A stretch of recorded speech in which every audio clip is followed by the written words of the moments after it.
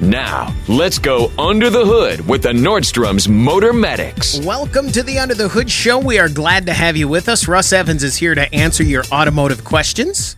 Hey, thanks for joining us under the hood. Shannon Nordstrom is here to do the same. Welcome, hoodies. Thanks for tuning in so we can help you tune up. I'm Chris Carter here to answer your calls at 866-594-4150. 866-594-4150. Let's go right to the calls because Scott has been waiting a while and he's in Pennsylvania and there's time differences, there's long distance fees, there's telegraph services and you stuff. got hardworking people in Pennsylvania. They don't want to wait. They want to get back to work. That's right. Let's talk to Scott. You're on the Under the Hood Show, Scott. What can we do for you? How are y'all? I'm doing great. Originally, I'm from Nebraska, so I'm used to the times. Yeah. Not so hardworking in Nebraska, apparently. Shannon says I didn't say No, that. that's what you said. No, I didn't. I didn't even have time to say when that. you say that people in Pennsylvania, you're saying other people. No. I just think of Billy Joel songs when I think of Pennsylvania, Allentown. Anyway. Scott, what can we do for you? All right. I have a 2004 Subaru Forester. I'm getting a P0483, which is the fan rationality check malfunction. That's on the code. So I checked the fuses. I checked my relays with a relay tester. I connected the green plug under the dash, which is hard to get to.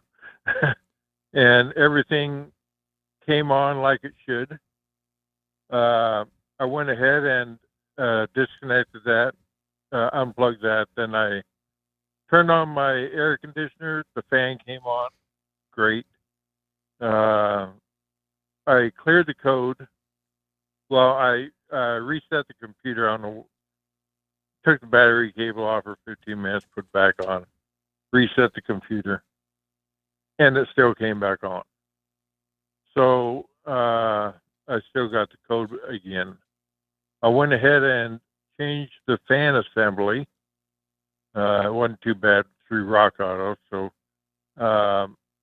I went ahead and put it back on, reset the computer once again. Everything's going good, and then it came back again. I'm just wondering what I should look for now. Fan rationality. Don't you have a code that says lack of rationality? It seems like it Every should time be. I check it, Chris? When I go, it's kind of cold in the car, and the fan should just go, well, it's 14 below. And then the fan's rational at that point. Of course it's cold. Yeah. I mean, what do you want me to do? That's what I would think it is. Exactly. Usually that comes on when the fan is doing opposite of what the computer is commanding it to do. So the first thing you need to do is look at the data in the computer and see, does the engine computer say fan on when the fan is on and fan off when the fan is off? If it's not reading that for whatever reason, wiring issue, or we have an issue in the fan relays, or the computer itself has failed, it's going to give you that.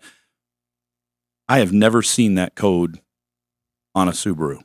I've never heard that code. Now, we've seen them pop up with other cars, different things, but on a Subaru, we have never had this. So I would say it's not a real common issue. I've never had an email about it. I've never had a question about it. Never seen it pop up. I just know that with other cars, when you get that, you can have, like, for instance, with like Captivas and things and the Sonics, if you have a fan relay that's failed, fans may still work, but you may get a code for that, meaning let's get it fixed. You know, same thing like with a temperature sensor. If your engine's perfectly warm, but the temp sensor's not reporting right, it may say we have a bad thermostat in the car because it's not warming up fast enough. Well, it's just not reading that it's warming up fast enough, even though it actually is warming up fast enough. So unfortunately, this is one that's going to be take it in to have them do a little looking. But you're going to have somebody that you know can do that data reading and not just a code reader. Well, so the check engine light's on. And we, not anymore. Okay. So it's staying off? It gets the, Yeah. where it doesn't come on, but it tells you that there's a fan rationality malfunction. Well, if you're not getting a check engine light, occasionally you will get background codes that come up that do not turn that light on. And if every system is working properly, Chris's thought is, well, don't worry about it. But if they come on and they interfere with other systems, almost always they turn the check engine light on. But I have seen plenty of cars with little ghost codes that pop up that really don't affect anything, because if the system's working, if you turn your air conditioning on and the fan runs, and when the engine gets warm, it runs on low and high and all that, then it's working. I wouldn't worry about it too much. But if you have an issue where that code comes up in the background and now your air conditioner's not coming on because it thinks there's a problem with the fans, then you're going to have to get it fixed. But anytime the light comes on, that is masking other issues. You wouldn't know if it was running lean or rich or misfiring or anything, so you definitely want to get that fixed. Scott, thanks very much for the call. Good luck. A little bit more to do there before you. Russ was using some pretty good rationale at the end of that call. Yeah, he was. His light wasn't on. 866-594-4150. Let's talk to John in Iowa. John, you're on the Under the Hood show. What can we do for you? Okay, guys, I've believe it or not, I got an air conditioning problem. We have beautiful weather in Iowa, and the air conditioner quit the other day. When it quit, the light started blinking on and off. When I got it home, I was able to confirm that the relay's working and the fuse is good, and I can cycle the clutch on and off, and I can see it engage and disengage. So my question is there anything else I can diagnose, or is it time to take it to a shop? Is it flashing, you said? It flashes, yeah, it flashes, and then when it flashes, the air conditioner kicked out. And then when I turn the truck off and turn it back on, I can activate the switch, but if I leave the switch on, it flashes again. So there's no cold air coming out at all with the compressor itself. It sounds like it's probably leaked out over the winter, and now it's trying to go, and it's saying, everything's working. We got to check. I'm trying to run, but I got another sensor that's telling me I don't need to run because I don't have enough pressure somewhere, or it's more than likely a refrigerant issue, isn't it, Russ? I think so. It's running a cool down test. The compressor kicks on. It realizes it can't cool down, or it can't get a compressor on because it doesn't have any refrigerant in it. It's not closing that cycling switch, and it's low. I think you're going to need to have it checked in a shop, have it serviced. It's more than likely what happens is, like Shannon said, in the cold weather, the seals will shrink a little bit in the compressor or in the lines. The refrigerant leaks out. They seal up when it gets even into the 30s, 20s, 30s, and now it's sealed, but it's sealed with air in the system and no refrigerant. So you're going to need to have them vacuum it down, evacuate it, vacuum it down, recharge it, see if there's any leaks. And in some cases, they won't find any because they only occur when it's really cold. And it may work another 4 or 5 seasons before they have to do it again, or it may fail again. Next spring, you'll know when you get there if it's flashing at you. This sensor that you mentioned that senses the pressure, is that something I can test, or is it just, I've got basic tools, I can do a lot of work, but when it gets into electronics, I am limited. Is there anything is the sensor something I can get to and actually test, or is it buried within the compressor so I can't get to it? No, you can surely test that switch, but the problem is you can only test it if the system is full and working. And then you can see if it's got pressure in it, then you can test the state of the switch, because it'll change state when there's pressure and then where there's no pressure. So there's a valve in there, like a tire valve, a Schrader valve. You could check the sensor, look at the resistance if it had the correct pressure in it, then unscrew the sensor, check it again, and it would be a different state. Then you put it back on. But if there's no pressure in the system, you wouldn't be able to tell. So the result of either a failed sensor or low refrigerant is going to be identical. What he could test, though, is like with R134 gauges, he could put some gauges on there and see what the pressures are and compare to findings he'd see on the internet for that type of vehicle. And if his pressures are off, he's going to know right away he's got a problem. That. Okay. John, thanks very much for the call. Good luck. 866-594-4150. We're going to take a break. When we come back, we want to hear from you on the Under the Hood Show. Let's talk to Travis. You're on the Under the Hood Show. Travis, what can we do for you? Good morning, guys. Not specifically this vehicle, but this vehicle also right now is a 03 Silverado. But all the Chevys I've had in recent history, I can't find a set of door hinge pins and bushings that will last more than 6 to 8 months, sometimes a year. Do you know of anything better than the stuff I'm finding? Are you hanging on the door? Doors. No, but and they're all everything I've got is over 200,000 miles. So obviously the hinges are wore some, so it's not a great place. I'm being dramatic. Those door hinges are all, when you get an older truck like that, you're always seeming like you're having a lift on the door because the hinges are worn out. And we've had a number of work trucks we've had it done, and I've only done it once on them. I haven't had to do it multiple times. I wonder if you got something else going on where that thing's got binding on it. But you've had it on multiple vehicles. You're saying they just don't last over time? Yeah, some S10s and some Silverados. Yeah, and I'm in and out of the vehicle a lot. I don't. But yeah, I'm not hanging on the door, and I don't drive with the door open or whatever.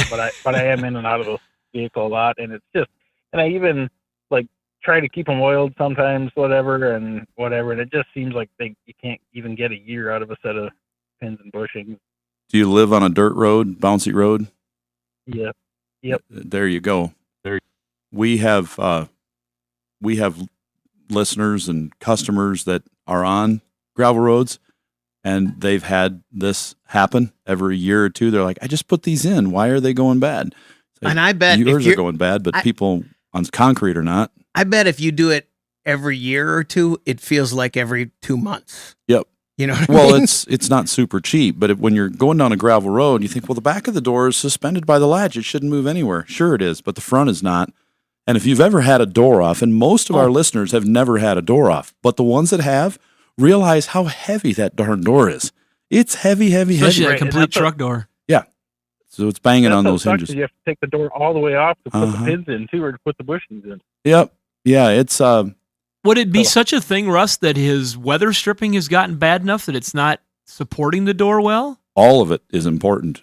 Good weather stripping, good hinges, and a good latch and proper adjustment. If any of those are out, that's the weak link. And be taller. I know I used to have an issue with the work vehicle because I couldn't get in without pulling on the door to get up. Yeah. Well, that is something, but we do know that catch it before it gets too bad, because then those hinges, which are epoxied and welded onto the vehicle, door frame, and the door, to replace that at that point is a body shop job, because we've had to do a number of them where you bring it down and they put on a complete... I got a set I need to replace on an 03, 04. Is there anything you can do to that, to those parts? Well, just preemptively? keep an eye on them with lubrication and put pins in before it starts wearing into the housing of the latch, but you usually don't get that lucky. Does Dorman make a kit for that? They do.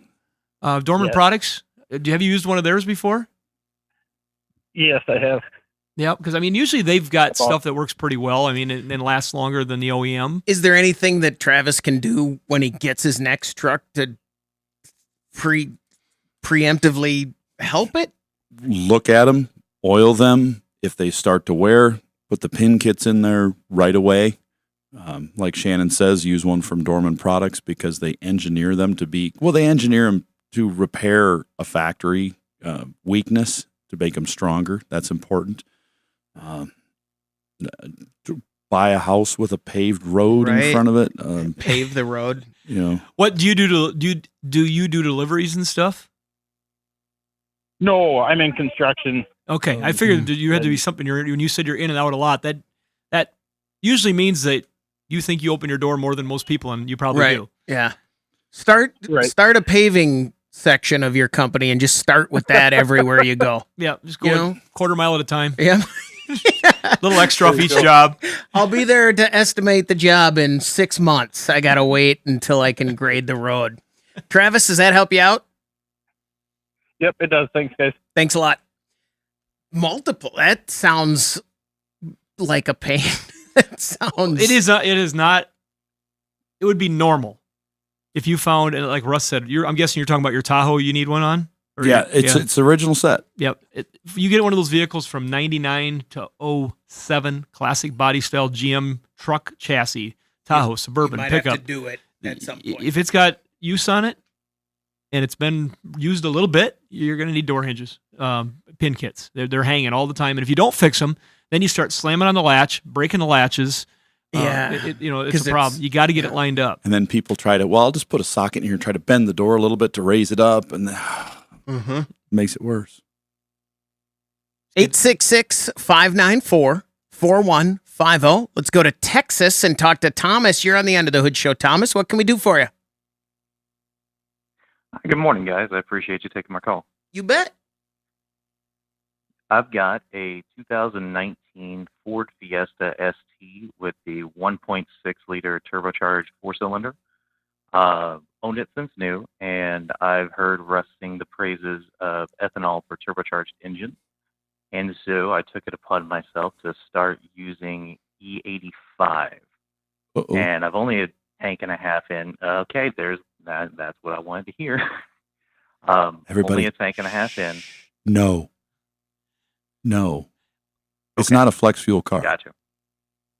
Nope. You went too far. Put E30 in it. Okay. If you want, and you're not asking me what to do, I'd put it in my own car. But I'm not telling you to put it in your car.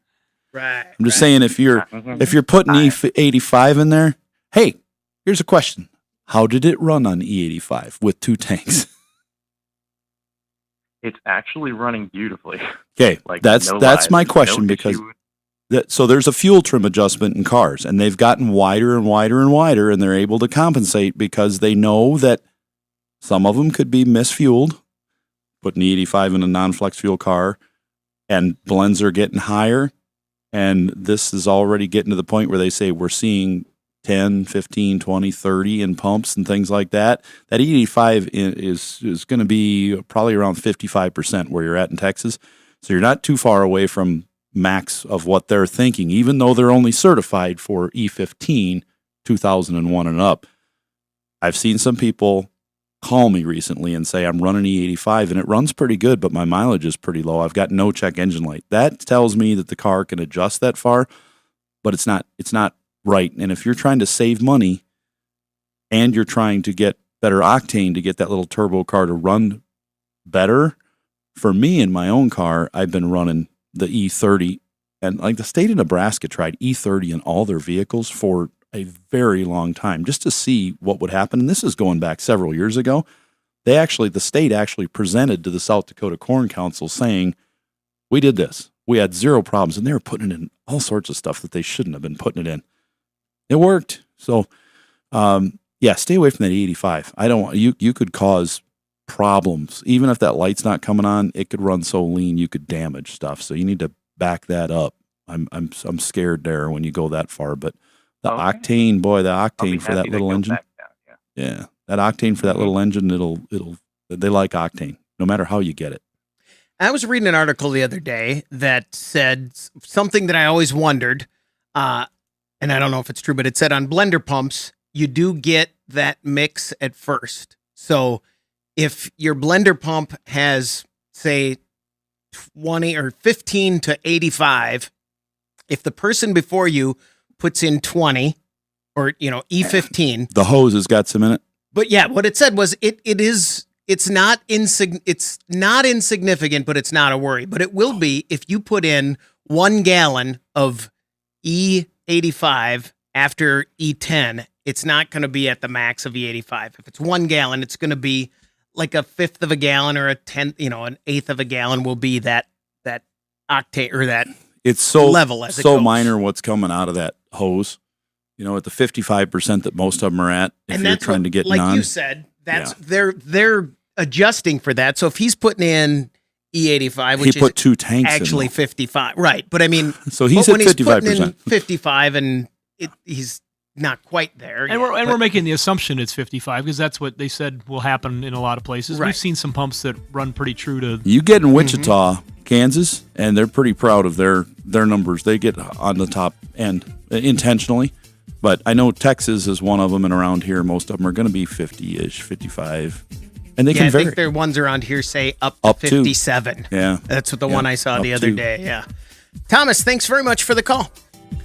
866-594-4150. That's the number to reach us here at the Under the Hood Show. If you follow us and subscribe to our YouTube channel, you could win a hoodie if you go to the underthehoodshow.com website and join the hoodie fan club, which really just gives us your address and your shirt size so we can send you a hoodie. Yeah. I had a winner the other day, and they left the shirt size off of that. And I realized that after we announced the winner, it was a few weeks ago. And they said, send me my hoodie. I heard I won. Okay. I responded back, you didn't put your size in there. Normally, we just won't even pick that because it's too hard to get a hold of them. If we have their address and their size, we can send it out to you. They were reaching out right away, so they're on top of it. You just wake up one day and there's a hoodie. And got nothing. I still don't have anything on it, so no hoodie for you unless you tell me that size again. Anyway, so the winner this week is Doug Lund from Sioux Falls. Congratulations. That's a familiar name. Been a long time since we had a Sioux Falls winner. Thanks for listening to the Under the Hood show. Yeah. Makes me want to sing a jingle. Our friends over at Universal Technical Institute bring that to you. UTI.edu. We're going to we were going to do an interview with them on our podcast. It's a little feature for you in YouTube and talk a little bit more for the people who have expressed interest in UTI and maybe getting there and getting some automotive training or for their kids or friends' kids or whoever. But I was sick. I was like, God, I'm just going to die. So we didn't do it. So now we're going to reschedule that, and we'll get you more information about Universal Technical Institute. If you are interested, watch for that coming up on YouTube. If you don't know what YouTube is, well, we do this on YouTube as well. So just go look it up. Under the Hood Show. How many people, if you surveyed a room of 5,000 just general people, would not know what YouTube is? Our channel. No, but just YouTube in general. Oh, there's got to be people out there. There's not many anymore, right? It's in the news all the time. The Twitter, Twitter and Facebook and all that. Last time you ran across me that didn't know what YouTube was? It's got to be. Or how about this? They know what YouTube is. They know that YouTube's like a thing with videos, but they don't know like how to go there. They've never been there. I don't know if that.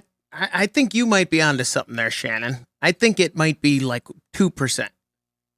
I think even people who I regularly tell customers of ours at our repair shop, we're repairing cars every day when we're not on the air. I say, if you want to know more about how that system works, go to YouTube. I've never been there.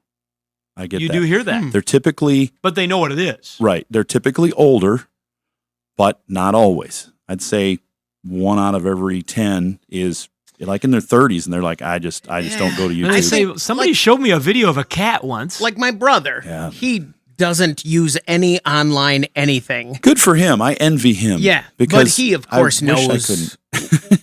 Yeah, exactly. He knows what it all is, and will, if we send him something, he'll go, yeah, I watched it. But now that I have to do it for the show anyways, I'm rarely on it privately on Facebook. But since I'm there, I do look stuff up, and that's how we learn. We learn from listeners who call us and say, well, I tried this and it worked. We learn from other people making mistakes on YouTube or having success on YouTube. There's lots of great stuff out there. Good information. I don't learn much online. The best information never comes from mainstream news media sources. It comes from you observing the person next to you yourself to see what's actually happening. What you see with your own 2 eyes is probably true. I did learn how to defend myself with a knife from a mountain lion, bear, or wolf the other day online. So forget what I said. I now know that. I got caught in a YouTube trap. Yeah, I did. I lost 45 minutes of my life. I was. Oh my! It was a Motor Trend tweet. Because I'm more on Twitter than anything. And on that tweet, they were linking. I'm just going to cut the part where you said, I'm more on Twitter. I'm a Twittiot. Twittiot? Yeah. But they had shared a story of the famous P1 McLaren that was floating in the street in Florida after the big flood at the hurricane. Yeah. And so one of the people that we talked to on the phone from with Auto Tempest sponsors them, Tavares. He bought the car for $545,000. Oh, wow. It's a $2 million car. And this car has been floating in the street with salt water and everything else. And he actually had so he's got his YouTube channel, and he bought it to try to repair it on his YouTube channel. Right. So they're ripping into this car, a $2 million like primo, way ahead of its time super hypercar. So it's got electric onboard systems. It's got McLaren V8 power systems. I don't know, might be a V10. I don't know, but this car is quite the intricate vehicle. Sure. And they're making a series out of it and repairing this car. And so him and I think I saw 2.4 million subscribers are watching. Well, then he's got plenty of car. money to. But try it. I want to give him some advice if he's listening, because he could be. When you're at that auction site and you see the buy it now button, you don't have to do that. You could have waited, because I'm guessing that the bid that they had live did not go that high. See, he maybe could have bought it for $350,000. Right. I got a lot of experience in this arena. Do you think he was at a good auction site like our partners at ACV Auctions, where they actually inspect cars and give? No, he was actually at an auction site where they clean them up to make them look better than they are. See, and that's wrong. Because there's a salvage auction, and the salvage industry has gotten to be really ugly on what they do to try to present vehicles to people to get them to buy them at. I'm sorry, I'm on a soapbox here, at any cost. Yeah, and that's wrong, true. because they're I've also trying to get the general public to be able to buy these vehicles, and they're buying a lot of things that they should not be buying, and because they're just environmental problems, safety hazards, but in this case, I'm guessing him, and then he had another YouTube person in there that owned an online company later that said he was interested and may have been the second bidder. I don't know that they know there was a second bidder, because in the early episode, he bought it on a buy it now. This is why, if you're not on YouTube, don't go to YouTube, because we're now 8 minutes in to a conversation about YouTube. Exactly. And with no YouTube videos, just a conversation. And I lost 45 minutes of my life. Now you've fast forwarding. Hey, at least we're talking about cars, though. Fast forwarding through a 39-minute segment, because I didn't have time to watch it all. Now you've lost even more. Let's talk to Sandy. But I will be looking for the next episode. Sandy, you're on the End of the Hood show. What can we do for you?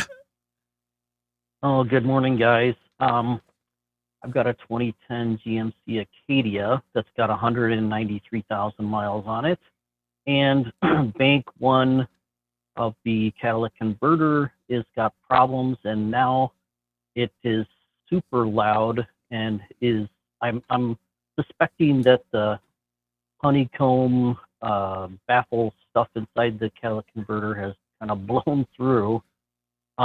Here's my conundrum. When you take it to exhaust shops or a dealer or local shops, they're quoting you anywhere from $2,400 to $3,600 to replace the catalytic converters. I kind of understand what the root problem is, and so I'm hesitant to dump a bunch of money into it. So my question is, it's stopped backfiring because I think it's starting to blow through. Is it technically okay to drive it, or is it illegal because it's not meeting emission requirements? Yes, and now I'll tell you the rest. What state are you in? Well, I'm in your state. I kind of don't really want to. Okay, that's tell fine. Where I'm from, because I don't care. I don't want. I just wondered about the I don't state. want people to. No. There are no federal emissions testing done in this state. Many states have it. Many states don't. So if there's no testing, and you yourself have not defeated an emissions controls device, it doesn't matter what you do. If it defeats itself by burning out and it's blown out, you can drive it all you want. Check engine light's going to be on. It's going to pollute more, but there's no rules against it. The rules are, if it's clogged up because your engine's burning oil and you take it off and you knock the catalyst out of it and you put it back on, you can be subject to a huge fine. They're going to have to figure out you actually did it first. So, I mean, it really gets in deep. Which they're trying harder to find these days. They are looking for it. But yeah, if it fails on its own and you drive it, no, it's not going to hurt the car or, hurt you legally unless you have defeated the device yourself. So you're fine. But why? What is it you think that was causing it to fail in the first place? Do you have an engine burning oil or timing chains that are? You could have had one of those where they just came apart inside, one of those GM ones. No, it was burning oil because I was letting my daughters drive the car, and then all of a sudden they're like, "Dad, this car is making noise." I'm like, "What?" And I come there, pull the dipstick, it's dry, and I'm like adding 2 quarts. And I'm like, it's been only like 500 miles or 1,000 miles. Like, this thing is burning a lot, and there's no leak. There's no leak on the ground in the garage. So it's like, uh-oh. I have a feeling it's probably been clogging up the catalytic converter, and then what happened was it started misfiring and started then backfiring. And I got kind of a little bit mad at it, and I just revved the crap out of it on the interstate.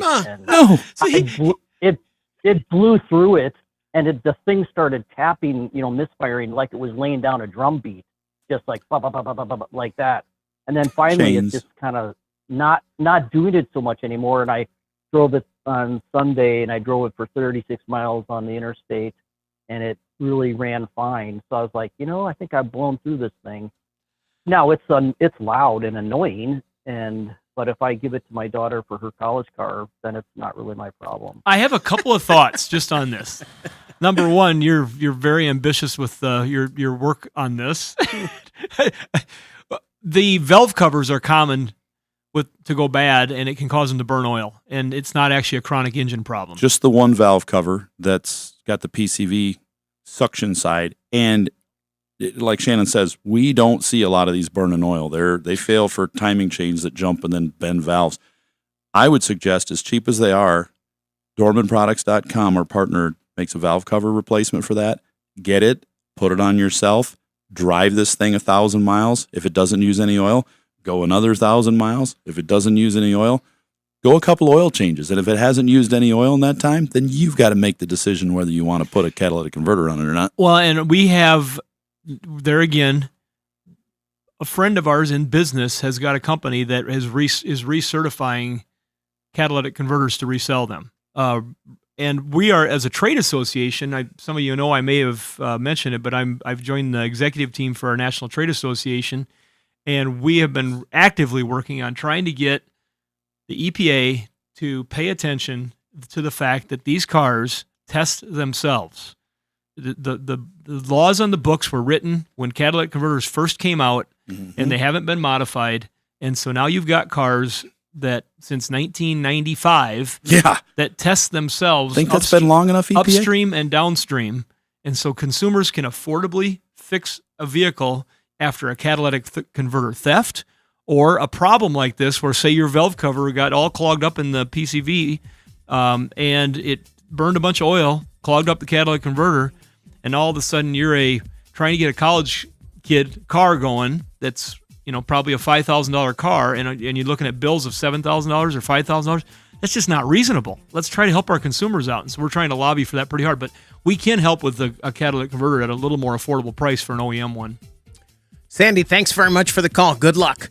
866-594-4150. We're going to take a break. When we come back, we want to hear from you on the Under the Hood Show. 866-594-4150. That's the number to reach us here at the End of the Hood Show. Let's talk to Adam. You're on the End of the Hood Show. Adam, what can we do for you? Yeah, I was wondering, that this winter I had a bunch of mud built up underneath my wheel wells. I was wondering, can a guy use like a regular chisel as far as, chisel all that mud away, that dry stuff? I wouldn't. I wouldn't. I mean, one thing that will work sometimes is like under the wheel well is use like a dead blow hammer. What's a dead blow hammer? Well, just one that's not metal and it's got sand inside of it. In the wheel well? Yeah, most of them are plastic. I know, but underneath you can just kind of hit it. If it's metal. Yeah, but you got a little leverage that way. A lot of them are plastic and rubber. You got to kind of know how hard to hit it. I'm putting 2 of them in a Honda Ridgeline next week at 2019 because she's a mail route driver. Yeah, but did she hit it with a hammer? Hi, Carolyn. No, she hit it with mud going down the road. The tire throwing mud at it is breaking the liner. Hold on. Just hot water pressure everybody, washer. Just stop for a second here. Garden hose. Hold on a second. Garden hose won't do it. Hold on.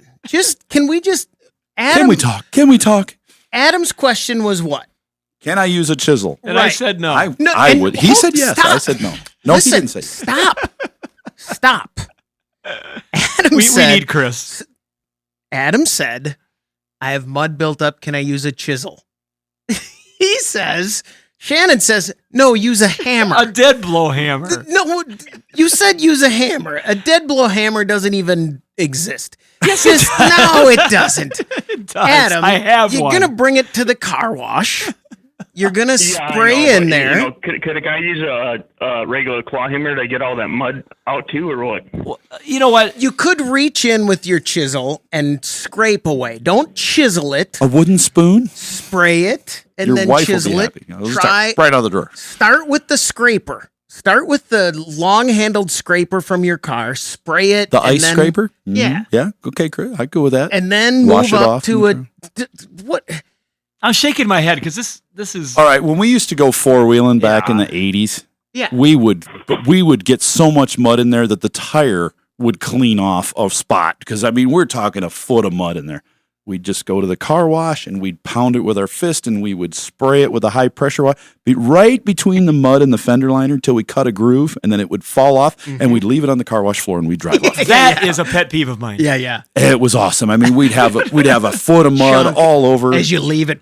At one time, I was going to own a car wash, and I'm so glad I didn't. Every time I go to one, they're broken and they're full of mud and manure out of a trailer from a stock trailer that just cleaned out. Or every time the car wash is broke at my town, I call the guy, and I feel like I'm annoying him, but I feel like someone has to tell him because it was broken before I got there, and I love the place. I'm going to guess nowadays they probably have sensors on them when they don't work, and they get an automatic alert, and they just don't want to go fix it because it's broke again. You think? They are very high maintenance. We went way off on Adam, track. does that help you at all? I got to ask him a question, though. Is this mud? Yeah, but the mud got so built up on my wheel wells, it was rubbing against my tires. That's exactly what Russ was saying from when he played. Yeah. Is this special mud? What kind of mud? Where's it from? The gravel. The gravel road. So Okay. it's that pack of gravel and dirt, and that stuff can get to be very, very tough.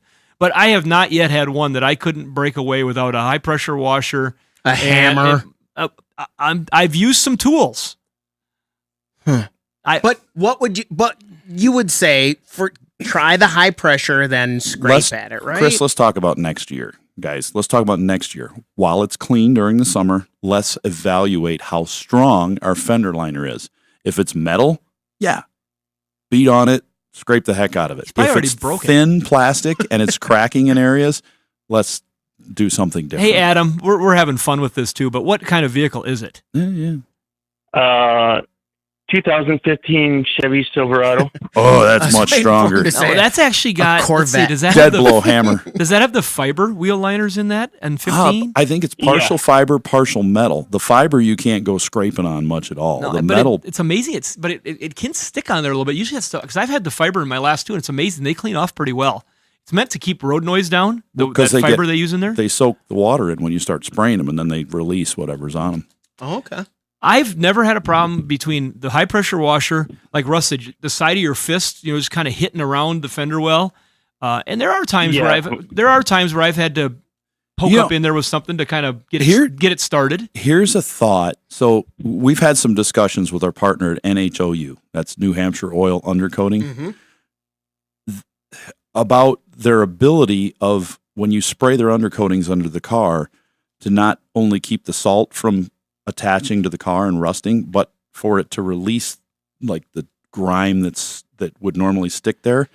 I'm going to ask them this week. I'll send them an email after the show. I'm going to ask them what happens if you spray that in your fender liners. Would it be like Pam? Mud? Yeah. Does it keep mud from sticking to the fender liners as much as it does? Could you just simply wash it off easier? So when you're putting concrete up, if you put the wood forms against the concrete, they're going to stick. You're going to have to pound them to get them off. But if you spray them with some kind of release agent first, different kind of mud, but it sticks. It pops off. So that might be this gravel road mud though. I'm sure what's happened is you roll through it and eventually it builds up on the back side of the wheel. There's a little bit of a catch there around your mud flap area and stuff, and then it just starts packing it in there. It'll tear off ABS sensors. Oh yeah, is that where your buildup is at? Is behind the wheel? Yeah, both the front tires and the back tires. Yeah, I'm telling you, if you can get at it safely, hit it from the side with a dead blow hammer as you're pressure washing, it'll come out. The roads have been so bad this year. In a lot of the northern areas, they just really fell apart. It has been incredible this year. I don't remember. Have we just become No, here's what happened, Have Chris. cars become so low clearance lately? Because it has been a huge issue in my house for multiple cars this year. Well, there's more mud this year, and the reason is typically in the beginning, it's a shorter period we have the mud. We had it for a long time because before it froze outside, all of a sudden one day we went, oh, it's snowing. Boy, it's so pretty. It's early. Yeah, wait until 6 months from now when it's still coming down. The snow covered the ground. Yeah, the 24 ground inches early. Stayed warm, and then everything froze on top. Mm-hmm. So then as soon as that sun got down to the level of the dirt, now everything was soup underneath, where normally we'd have a solid ice layer 2 inches underneath. So all we had is a little bit of mud. This year, it was like a mud bog. Well, and in many cases, so much snow early that they didn't get it pushed back far enough early. So there was, and then when the later snows came, there wasn't room, and then they already had so much there. So when it started melting, it was melting onto the roads instead of into the ditches, and it was a formula for a really bad soup. Well, and I think just this year, the snow itself was so, where we are, and most places, the snow was just so deep. I think people had to deal with it in ways that we haven't had to deal with it in so long. Like my daughter is, I don't know, she's 13 or 25. I can't remember. Somewhere. But she, in her driving life, has never had to deal with snow like this. So she had snow backed up and piled into her car wheel wells, and it became undrivable, and she just had no frame of reference to use with it. So when her car started grinding and going crazy, she was like, I think my car is completely broken. And it was just snow packed into the wheel well, and of course it was cracked a little. And she is not you, Chris. She's definitely not your son. No. Because she says, you want to go for a ride with me, Russ, and find out, maybe tell me what's going on? And I said, sure. And I'm expecting your son driving. Right. I'm like, oh, seatbelt. It's just ice. You're fine. Yeah. Oh, no problem then. And she's so calm. She's over there. The car's going. She's like, yeah.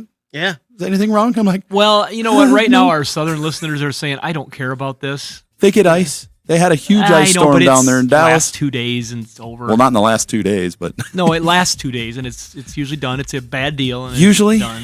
Yeah. I was reminiscing about hanging out in the lake at Christmas, just a couple months ago. I'd much rather figure out how to get sand out of my wheel wells. That'll do it for this hour of the Under the Hood Show. Thanks for joining us. Go under the hood with the Nordstrom's Motor Medics. Welcome to the Under the Hood Show. We are glad to have you with us. Russ Evans is here to answer your automotive questions. Hey, thanks for joining us under the hood. Shannon Nordstrom is here to do the same. Welcome, hoodies. Thanks for tuning in so we can help you tune up. I'm Chris Carter here to answer your calls at 866-594-4150. 866-594-4150. We've got some calls waiting to go on the air. Mississippi, Kevin has been waiting a while. Let's get right to him. Kevin, you're on the Under the Hood Show. What can we do for you? Yeah, good morning. I got a 08 Mustang GT, and I bought it. Somebody had done some work on it, and it came the Predator Diablo Sport, to do a tune on it, performance tune. And I've tried to hook it up, and when I do, following the directions and everything, it does not recognize the vehicle, is what it comes up saying. Well, a couple of thoughts here on this. Is you say the 4.6 liters, what you've got in that for that 08 Mustang, correct? Correct. My hunch is that you need to go through the calibration process again, and you can probably find that online if you didn't get the manual with it or anything. And if you can't get it to communicate, I wonder if that tuner might not have originally been for that vehicle. And somebody put it in there, and once they have been married to a vehicle, a different one, if you don't undock it properly, you can no longer use that tuner in another vehicle. That's the tuner companies do that, or else they would never sell another tuner. Right. They'd be universal. You just plug them in 20 cars and keep programming them. Also, you need to update the firmware in it, and you can do that online. And a lot of times, if you try to update the firmware online, it'll say this tuner is locked. It's been used on another car and was not unlocked by removing it from that vehicle first. It'll tell you that. And Diablo Sport, it's got a really good tech service center. They will help you to find out if that's the case. But they won't clear it. Yeah, No, they will for a price. Yeah, that's right. They do have a price, and it'll save you a little money over buying a new one. Not much. But my hunch is that's what you got going on. Yeah, I mean, it runs good. I think whoever owned it before me, they put a small cam in it, and I mean, it's a good running car. It's just, I think I've tuned it up, with new plugs and fuel injectors and the coil packs and stuff, and I want it to run as good as I can possibly get it. Well, if you really want it to run as good as it can, obviously an over-the-counter tuner is a great addition. But if you know that the engine has had modifications done internally to it, where they've done something different. Now, the 4.6 is an overhead cam motor, so they would have had to have done some substantial adjustments if they were doing cams or something. That's why I wonder if maybe a lot of cams. I doubt they did cams. If they did, they spent a lot of money. And you can do a street type cam that doesn't require a tune, but that's still a lot of money. Typically to put not on a cams. double overhead cam, or not on an overhead cam engine like that. You can buy them, but it's so much work. So anyway, I'm just speculating wildly here. But if it is the case where you had a bunch of internal work done on the motor, it's got bigger exhaust on it, maybe headers, and they're flowing out different exhausts, you would be well served to find a tuning shop in your area that would actually probably use a tuner that they would recommend, or they would tune the factory if they can, but they actually put it on a dyno, and then they tune the car to match how the engine's been built. And that would be your best performance. Yeah, I was trying to, hold off on going that route yet, but it looks like that's what I'm going to have to do. Well, what happens so many times is we have people that will come in and they'll enjoy buying add-on items, and then they'll try a tuner, and then they all end up fighting against each other because it wasn't.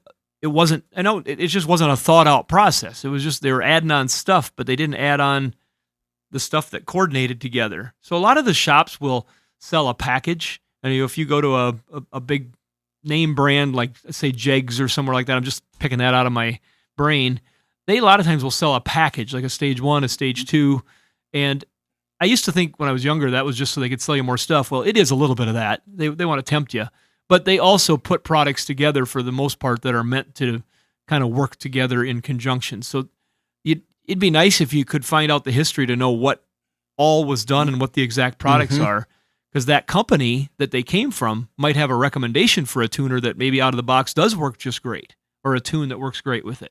Because a lot of times that's part of the package. Right. So maybe a little history research might help you out a bit too, but if not, I think you could be looking for if you got to spend money on a new tuner anyway, oh boy, then you might just look for a shop that can help you with the tune. Kevin, thanks very much for the call. And there's nothing more frustrating than having a car that you think is that the tuner or the system you have doesn't work the way it should, and maybe somebody switched it, or it's frustrating. Chris, you can have 100% stock vehicle run with more performance than one that's had $10,000 worth of modifications done if it's not tuned properly, or if they don't match. You put a big cam in something that's got the wrong compression in it, wrong intake on it, and it just could fall on its face, where a stock one's just made to run together. But you get a big one that's got a lot of goodies on it, and everything's been matched together as they put them on. Oh, that's where you really get all that stuff. Kevin, thanks very much for the call. 866-594-4150. Let's talk to Jerry. You're on the End of the Hood Show. Jerry, what can we do for you? Well, good morning to you. I have a 2005 Trailblazer that's had a radio problem since new. The person that bought it had a GM put a new radio in it, excuse me, but didn't cure it. if you start it up, the radio may not work. You go down the road, you might hit a bump or anything electrical, the radio will come back on. But after it once starts working, it don't quit. And I guess I always thought it was a connection or electrical connection, but give me your forethought on it. And so when the radio quits, it completely shuts down, or is it just lose certain things? No, it completely shuts down. Sometimes they'll have a humming noise in it. If you start the car, it'll always work. But if you start it and it don't work, it may not work you might drive it several miles or hit a bump in the road and it might come back on and it might not. But I think it's time to throw it away. But it never blinks off. It never, as you're driving down the road, shuts off. Nope, never does. Nope. I keep thinking of a bad ground, or I've seen on YouTube where they've cut the main harness, the plug-in at the accessories and hot wired them in, but that don't look good to me. But well, I really think, knowing what we do with those radios, it's probably just a bad unit. That unit is all self-contained in the dash on that model year, just one piece. Yep. Pull the face off, 4 screws, slide it out, and look and see if they've cut connectors doing something. But if it's never had anything touched, you can probably bet you're going to need a radio for it. That radio is going to have to be programmed to operate in that vehicle. No matter whether you buy a new one, a used one, anything, It's been coded to something else. If you put a factory one back in it, it's old enough now and it doesn't have too many functions on it that you would need to operate the car, like your tire monitor, which is in a lot of those now. You could put an aftermarket in it, then you don't have to code anything. But if you really just want to save some money, a good used aftermarket radio would be the way to go. Our good used, certified used factory radio would be, because they're plentiful. Put it in there, have it programmed, you're good to go. If you have a self-service facility in your area, you might be able to go out and find one in a self-service facility for less than $30. Yeah. And then you could pay the programming somewhere. It's going to cost you somewhere between $50 and $150 to have somebody program it. I say that big range because I've seen that big range. Mm-hmm. And if the CD player doesn't work, don't get your hopes up, because nobody uses CDs anymore, right, Chris? Right. Yeah, so just don't even worry about that. The radio should work. Russ, just quickly, did they ever have a model of Trailblazer that was like a Bose loaded up system with an amplifier in it? They did, with some amplified speakers, but I haven't seen one of those in ages, so I really doubt it's got one. Some vehicles have a remote amplifier when they're the high premium end, and that we've seen those amplifiers can go bad. I think it's just the one that had the TVs in it. Yeah, just something to consider, just in case. Jerry, thanks very much for the call. Good luck. 866-594-4150. You're listening to the Under the Hood Show. We're going to take a break. When we come back, we want to hear from you. Car feeling ill? Don't want to spread it to your wallet? Call the Motor Medics now for free advice. 866-594-4150. That's the number to reach us here at the End of the Hood Show. Why do they put the code on why do I have to have a code on my radio to start it after I do it? But the code is just in the glove box. It's just sitting there. No, that's for like a Honda, Chris. Yeah, I know. An Acura. Why? They code them with the VIN number to make them in there. So the federal government puts in a basic amount of security that vehicles need in order to be certified for use in the United States. Mm-hmm. That's to help out with it's more political, stuff to try to make money, because the insurance companies say, well, if they're more secure, then we pay out less in claims. And then they go ahead and they make a Kia that is actually literally so easy to steal. It's just like you see in the movies. You reach under the dash and grab a couple wires, and you could take a pin and stick through the power wire and the ignition wire. Shush. Yeah, shush. They've seen it. It's been out there. So these insurance companies, some of them are not insuring these cars anymore. And some of them say you got to buy a club, the old club you put on the brake, and that's nuts. But other cars that are actually secure, they have things like a locking steering wheel, an alarm, a factory alarm, a key that has a transponder in it so you can't start it. And they go, well, radio thefts are so big. Radio thefts went, like Shannon said, with catalytic converters, they all test themselves now. Radio thefts went away with like the movie Short Circuit back in the 80s. people are not stealing factory radios from cars anymore. And part of it is I'm sure because of the anti-theft that's in them. Not mine, because I take the face off and carry it with me everywhere. But it's just, still do that? No. That was the coolest thing. I do have. What about the whole slide out where you pull the handle up? I had the Kenwood. You carry, and they gave you a pretty little bag. I had one of them too. Your radio purse. Yeah. So where were we? Radios. Yeah. They put it in there, Chris, and it's a pain. And it's not only anymore. This stuff is not a security device. Right. No. It's you can get by it. If you take that radio. It's no longer a security device. It's marrying that component to that vehicle. Yeah. To make it less likely to be reused in another vehicle. Yeah. And it makes you more apt to have to go back to someone to buy it. There you go. Now the programming. Sorry, Shannon. Programming of the radio, we can understand because I take one out of a Silverado and I put into a Monte Carlo or a Impala. He just hit a very important point. We point. program it because... Scratch my last sarcastic comment. It programs the equalizer settings in that radio because of the cabin size and the speaker placement and even number of speakers. One car may have 12 speakers and one may have 4. Yeah, they have a lot of common components that they can use in a vehicle. They put the VIN number in it and it marries it to the options that vehicle has with the CAN bus systems. They can open up circuits in some modules that don't have in others. I mean, there is computer modules that GM and others have now, same factory part number of computer module, but it's available to be used in a 4-cylinder car, an 8-cylinder car. It never was that way before. So, I mean, they definitely got flexibility of use of components by the programming and the CAN bus network and the individuality of each vehicle that it goes into. That's a real deal. I should, like I said, scratch my other comment. It was kind of snarky. My real question was, why on a Honda do they put the code in the... Is that where we started? Yeah, the glove box, there's a sticker on it that says radio code. So if you're going to steal my radio out of my Honda, open the glove box and write that number on it. Is that a factory sticker? Yes. Yes, absolutely. Some of them were in the glove box. Some of them were just in the manual. Mm-hmm. But a lot of them were in the glove box. You could pull the radio and sometimes they're... Let's talk to Jared. Jared, you're on the End of the Hood show. What can we do for you? Morning. So I've got a 2021 Nissan Rogue SV. Got 39,000 miles on it, and we are on the second set of tires. It's been aligned 3 times, and they just keep telling us that it's slightly out of alignment.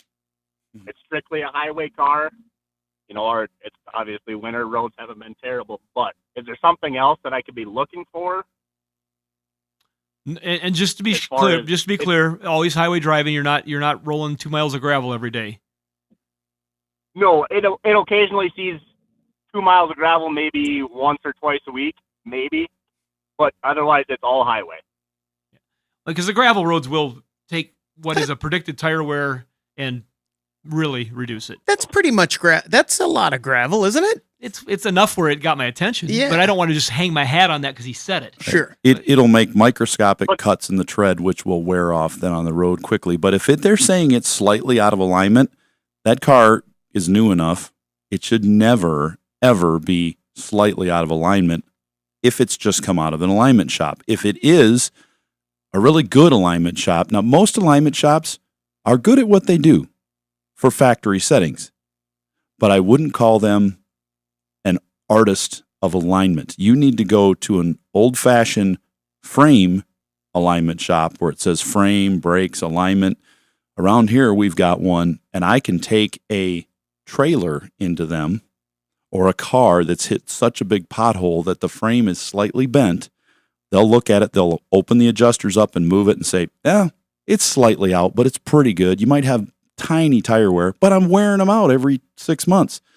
All right, so here's what we do. We're going to set the tires at the center alignment point now, where we've got full adjustment one way and the other way, and now we're going to grab the frame with our clamp, and we're going to bend it until the alignment says we're at 0, because the tire is at 0 adjustment, so we want that frame to be right there. Now it's at 0.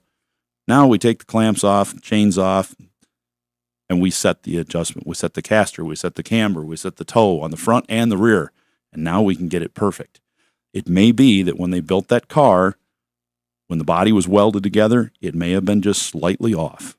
Something could have happened that day. Maybe it was a Monday morning. I don't know, but they could have got it slightly off to where it's maxed out to one end of the adjustment, and it can't be adjusted. The problem is going to be you should get it fixed now, because down the road, when you do start hitting some potholes, chances are it's going to make it even worse. So the best alignment they can do will be even worse. It could get better, but I doubt it. It's probably going to make it worse. So a regular frame shop, get on the internet and look up frame shops where you they want do to find a frame guy repair. who has to put out his cigarette to align your car. Don't you? And I think that's probably, you're kind of given the stereotype of the person I'd be looking for, Chris. Yeah. But they're probably former smokers, but they're usually truck and alignment shops. Yeah, exactly. Yeah. And you can find those, and you can call them or call a body shop and say, hey, I got a car that's got very slight frame damage or frame, out of alignment because don't tell them it's damaged. Say, I bought this car brand new and it's always been a little out. Who do you suggest for a frame shop? And they might say us. We straighten out those frames and we can get it into the line. But when they say slightly off is enough to take a set of tires that could go 60,000 miles and bring them down to 25,000 miles. Did we ask, or did you say how quickly are you wearing the tires out? So the factory set was 12,365 miles. Okay. And the manufacturer and the dealership refused to do anything because it was over their 12,000 miles. Right. Oh. And then the second set has been better, but they are wearing unevenly, more like an alignment issue. That's why I was curious, is it something with the frame being bent or twisted? And it has been the last two alignments have been at a frame straightening shop that I personally had experience with for frame straightening. Yeah. And they don't see or find anything. Okay. Well, so they're saying it's aligned perfectly then? Yes. Okay. Yeah, that's what I was concerned about, because they're saying it wasn't. Yeah. Now, so factory tires, if you have a factory tire, we've spoken with our tire sponsors that we've had in the past, and they say, yes, the tires that we sell them to put on the car originally are not the same as the exact same tire you buy off the shelf at the tire store. they got a different code on them. Yep. They ask us specifically, when I say a manufacturer, put the manufacturer's hat on. The manufacturer calls them up and says, tire store, tire manufacturer, we want a tire with this many 30 seconds of tread on it that will wear and it last at least this long. And let's just say they want a tire that'll last 12,000 miles before it gets to their minimum wear. What can you do? Because this is how much money we're going to give you. And that's what they provide them, which is fine because that's what they say. They're usually more than 12,000 miles. Hopefully. Yeah. But they want to give you, they'll give the tire manufacturer a number, and it's got to meet that.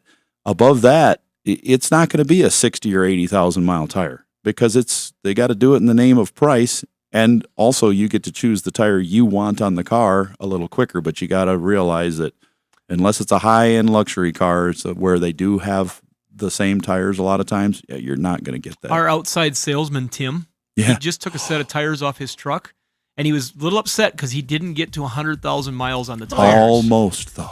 He needed them because him and I were going on a trip, and they challenged him on whether he wanted to drive around a little bit first because he was like 100 miles short of 100,000 miles on the tires. And they still had some tread left on them, but just careful driving and good rotations. And this sounds unusual, though. I'd check the tire brands. I would double-check, have them just double-check that alignment and maybe check the driver. What are they doing? Jared, thanks very much for the call. Good luck. When I went to... Get your planner out right now and schedule your next radio appointment with the Motor Medics. 866-594-4150. That's the number to reach us here at the Under the Hood Show. Let's talk to Wayne. You're on the Under the Hood Show. Wayne, what can we do for you? Oh, good morning. I've got an 08 Chevy Express van, and this week the dash reading has shown up as service airbag. Is this common or uncommon or expensive or what's... I didn't know there was any fix to them. I have a question for you, Wayne. Do you mean that this just happened this week, or this week it's this? No. This week, a couple of days ago, I started it up, and it went through all the sequencing on the dash, and then instead of showing the mileage, it read out service airbag. Did you know it could spell out stuff? Yeah. Because I've had that. Yeah, okay. It's got the driver information center. Okay. Yeah, exactly. Well, you know what? That is basically, it's an alert from the safety, the supplemental restraint system. It's an alert from the SRS system, which consists of a number of components, including the airbags.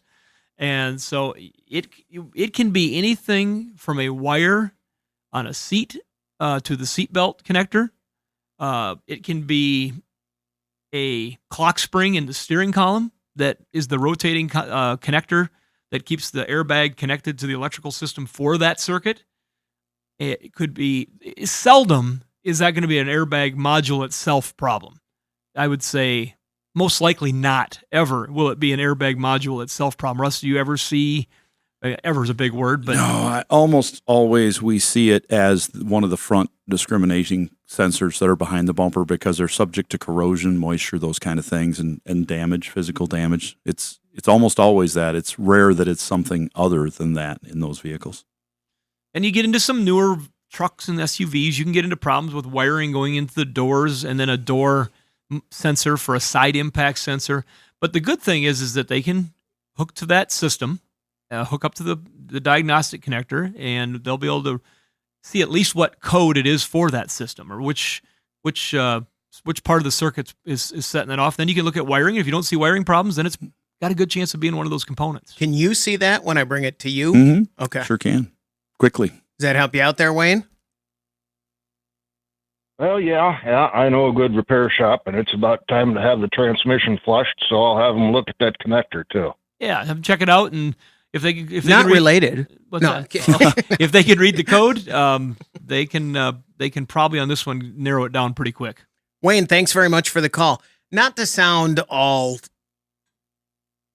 conspiracy theory, but how long before they can tell me, hey, you got a recall, and if you don't, we're gonna shut you down here in 2 weeks. You got to bring it in. They know you have a recall, and they have the ability to shut down your car, but legally they can't do it yet. But at some point, yeah, I don't know. All it would take right now, as we stand today, would be an executive order from the government saying, if a car that has the ability to be read, let's say, over the air? Yeah, over the air. Like, let's say even your Solstice with OnStar, if they can read that car, let's just say they go back 10 years or newer. So my car, I've got one that's a 21. If it's polluting because it has a bad oxygen sensor and it's reporting to GM saying you got a bad oxygen sensor and they can tell me you need to go in and get this fixed. We want to let you know you got to check engine light on. Yeah, I know.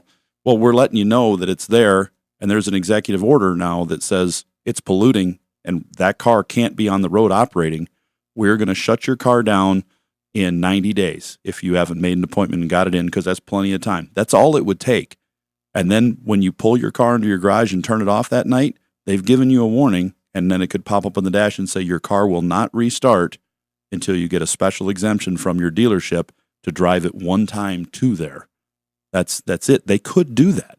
I really hope it doesn't come to that, but we've seen other things that were even more stupid than that have passed and people have rolled over for them. So, well, the EPA just put out new guidance. That's horrible, isn't it? And it's really pushing the envelope. I would not be surprised within that body of language that there isn't something like that with all the new emissions. Sorry, I mentioned it. So keep your old car, Chris. No, it's going to be an interesting next 10 years. I got an idea. Let's start working on a workaround? Yeah. Let's talk to Ann. You're on the Under the Hood show. Ann, what can we do for you? Yes, hi. I've got a 98 Nissan Maxima, and my right rear mud flap, well, it's molded, but it was coming loose, and I took it off. I happened to see these two hoses behind it, kind of like they look cut. I don't know if one is plugged or not. One's black and one is clear. And I looked up, I don't know if one is going to my antenna or it doesn't work anymore, but I was just kind of curious if something was wrong there, or is that like an air vent hose? Does the car have a sunroof? Yes, it does. That could be an exit of a drain for the sunroof track. Or the drain for the power antenna. One of the two. They're both clear like that. They both have like mud or a plug in them or something. So are they supposed to be open then? They should have a little on a gravel road. Yeah, right on the end. They should have usually a little. It's just like a little valve. It's a little piece of rubber, and it's got a slit in it. And once it gets enough weight in there, it'll open up and allow water to drain out. But there usually is a few inches of water sitting in the bottom until there's enough water pressure weight to open that. Interesting. But if there's mud in it, it's a dirt road will clog them, and then it can back water up into the sunroof and get wet inside the car. If they're should I try to clean it then? I would Or? just put some water on them with a rag and see if you can squeeze the end of them, and if it's mud in there, just clean it out. Yeah. When I looked up, there was like a square box, and that might be the antenna, but it was clear, and then the other one was a black tubing. So, yeah, and when I got my oil change, they couldn't tell me, so I hope something's not wrong or something's been cut. But you think it's more like just a vent type? I think it's clear vent. The emissions parts in those are all black. There'd be a square canister that's black in the back. I believe that might be on the other side. A couple of my fix from the sunroof have had black hose from the factory, but clear. The only ones I've seen clear on would be either a drain, a water drain, or a power antenna. Almost always a power antenna drain is clear, even on a factory car. Yeah. When I turn to the right, I always kind of hear some noise back there, so that's why I was thinking maybe something broken or something, but I just hear coming from that area. But is the car working fine and had no problems different since you took that off? And yeah. Seems like it's okay, but that just kind of was like I'm seeing now that flap has come off. It's kind of you can see it, like these tubes are just hanging down. But I'll do some. Yeah, I'll do some research on it. I think Russ is giving you some good advice. You could try just soaking the ends of them in some hot water and making sure that they are what we think they are, and they're not something that did fall off or get cut or broken from getting hit by something. But if they were previously protected by the mud flap, it's not unusual for automakers to run those things down into the rear quarter panel, out behind the tire and wheel, to give them a place that they can drain and not get caught up in the road grime so much. And thanks very much for the call. Good luck. Speaking of which, had a conversation with someone the other day who, in the snow and ice of winter, part of the plastic bottom of their car ripped off or, flapped off, just a little bit of a flap. And to drive the car, they didn't want to drag it all over. And so they just cut off part of the bottom plastic because they didn't have a choice. Right. Is there anything they need to do? Should they get it replaced right away? Yeah, they need to replace it because what happens is that shield is the reason it's there. Part of it's for fuel mileage, but that's very little of it. The main reason is that shield is there to keep snow and ice and mud and rocks and debris from getting into the engine compartment, getting stuck between the belt and the pulleys and things like that, keeping water out of the alternator and destroying that and the air conditioning clutch and things. So, yeah, that needs to be replaced. It also aids in the cooling of the vehicle. Air comes in the front, and it's redirected by that shield to, goes through the radiator and out certain areas. And if you start pulling the air dam off and the plastic underneath, it doesn't get directed like it should at highway speeds. Typically, when you're parked and the fans are running, it's okay. But going down the highway where it needs some air, some of them, like the old Trans Ams, the late 80s, early 90s, had an air deflector underneath it. If that was missing, they really didn't have a grill. So the air would be pushed up into the radiator. And if that was gone, they would overheat on the highway. Sure. And people are like, I don't understand why it's overheating. The fans are working. Well, they're working, but you're not getting any airflow coming up in there. So replace it. And they're usually pretty cheap. If they're not, if it's one of the more expensive ones, you can usually go like to Amazon and find some reproductions. I think the one we found for your Prius came in a rolled up tube, and we just rolled it out, let it sit there flat for a day, and then we put the push pins in and attached it. Could you order another one of those? Yeah, because somebody cut theirs off when it was really bad. Yeah. My friend said, it was me. It was just a couple days ago, though, so it's not too bad. I've laid underneath that car and tried to tie them up with zip ties. And Dude, there are zip ties all over my driveway because when I cut off I only cut off a piece about that big.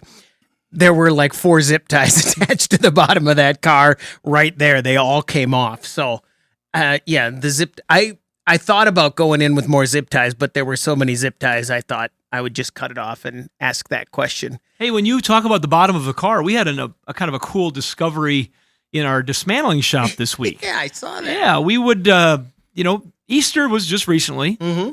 You never stop hunting for Easter eggs when it comes to cars. Well, our dismantler, Dustin, was dismantling a 2022 Corvette C8 Stingray. We should talk real quickly. Sometimes on cars, they'll put something in a spot of the car. Like if you look at the headlight, you won't notice that the shape of the headlight inside has the logo or something. Yeah, I mean, probably with the Jeep Wranglers, you'll see little Jeeps on the wheels. And I think that Jeep Renegade, that was like their biggest selling point when they came out. Yes. We have a bunch of Easter eggs. Yeah, so we discovered, and we're not the first one, I jumped on YouTube, but on the bottom side of the car, Dismantler Dustin was working away, taking off some metal shields because the whole bottom of the car is covered with either metal or plastic shields. You should put that back on if it comes And so this was a metal gusset piece that was bolted on between two of the aluminum subframe bars that came back. And as he looked up at it, he noticed that there was a head embossed on there, like a quarter. And it's actually the head of Zorro, the father of the Corvette. And they've put his head on this little piece of metal so that when people are underneath the car working at a shop, they can look up and see, hey, there's an Easter egg. That's and so cool. We got a picture on our Facebook page. I'll share it onto the Under the Hood Show page of Dismantler Dustin with his Easter egg find after Easter. 866-594-4150. We're going to take a break. When we come back, we want to hear from you on the Under the Hood Show. 866-594-4150. That's the number to reach us here at the Under the Hood Show. Let's talk to Brian in Oklahoma. Brian, you're on the Under the Hood Show. What can we do for you? Yes, sir. I got a 2009 Nissan Murano, and it went to limp mode, and the transmission is stuck in second or third gear, and it's throwing a code of P1777, and it's saying that it could be like a multiple things, the step motor or the transmission module or a sensor on the wheel or something. And I was just trying to get some input to see if you guys could kind of narrow it down. If you've got a step motor code with the Nissan Murano with a CVT transmission, that's the step motor for the transmission. That's controlling functions in the transmission, and that can either be just an electronic part replacement, but it still requires some major work going on there. Could also be a failed transmission where you've got drum issues and such in that CV transmission. We see that a lot on those cars with errors in that. It does take more diagnosis in the shop to find out what's going on. I mean, they got to get it in there and do some electrical tests on the system, see what's going on, look at the codes, look at the data, and see what's shifting. But if that thing comes up all the time, is it shifting funny as well, you said? Oh, you said it's locked right now. It's in limp mode. Oh, it is completely in limp mode. Yeah. Yeah, then it's not gonna move out of gear. And if you clear the codes and then you can drive it just one time, just drive it through one shift cycle and then it does it again, that's typically a failure in the transmission, not that motor itself. The motor's trying to do its job, but what happens is the computer looks at it and says, okay, the motor did its job. It didn't shift, didn't change anything, didn't change the ratio in the trans. There's something wrong. So we're going to throw this step code. It's not stepping. It's just kind of stuck. Okay. And so at that point, they've got a discrepancy between inputs and outputs on sensors. They've got, it starts triggering other codes at that point. With the history of those transmissions and that particular car and those transmissions, the odds are not in your favor, but you do need to get it checked. Brian, thanks very much for the call. 866-594-4150. Let's talk to Jeff. You're on the End of the Hood Show. Jeff, what can we do for you? Hi, fellas. Hey, I was wondering what your thoughts are on Mitsubishi cars. I'm looking at a Mitsubishi Eclipse Cross, a 2022. I have a friend who says they're probably going the way of Isuzu and Suzuki as far as dealerships go, and parts are rather expensive. What are your thoughts? Well, I know that I have got one of our managers that has one of these cars, and they love it, and they've had an accident, and they've fixed it. They have service work done, and there's no problem, and it's a car that they really like. I've got another neighbor that has a Mitsubishi, same report. They had their catalytic converter stolen off of it in a strange incident. They were able to get parts, and it took just a bit, but they but that was during a supply chain shortage, is why they couldn't get the materials on that. But I do know that there was talk at one time of Mitsubishi pulling out of the United States, but I have not heard that conversation as of Just the cut last number of models. lots of years. Yeah. They just trimmed down their selection, and they've got a very aggressive campaign going about their cars, and they've got a lean dealership structure. They don't have overpopulated dealerships around the country where there's tons of them, but our experiences so far have been good. Is this a case, and I don't know what Jeff's case is, but is this a case where if I can get let's say I really want a Mitsubishi, I really like the new Eclipse, but I don't live near a Mitsubishi dealer. Let's say I'm 250 miles away. Is that a situation where would that slow you down at all? Well, it wouldn't slow me down because you can still get that car serviced and maintained anywhere. It's not unique as far as that goes. But if you did have a warranty situation or a recall situation, you're going to have to get it back to that dealer. And that creates a weekend out of town somewhere most of the time. And sometimes they have... Yeah, I'm asking you specifically because I've done it. Concierge services, sometimes they used to have to come get the vehicle for those situations, but that's usually more BMW, Land Rover, those Mercedes. But those are all questions to ask. Yeah. As far as the service goes. I'm 200 away from it. Yeah. 200 miles away from a dealer. Yeah, and there will be things that come up that it has to go back to the dealer for. And so you got to just ask how that works when that does happen. Do they give you, can I come down and leave the car with you for a week and pick up a different car in the next weekend? What is the service they offer for that situation are the questions you'd have to ask. I've done it with a couple brands, but it wasn't my favorite thing to have the dealership that far away. Right. Especially if there's an issue. I mean, it got really expensive. Because every time we'd have to bring it, we'd end up staying overnight, and then we'd go to that town, and then there'd be a shopping mall or whatever. Yeah. It was really expensive. Right. I totally not for the car. And if it's a issue, I mean, if like in your case, you had you were locked into second gear in your transmission, and I don't think a lot of people want to drive 200 miles in second gear. Nope. Nor should you tow it. Right. Or go really slow. Yeah. Does that get you pointed in the right direction there, Jeff? Yeah.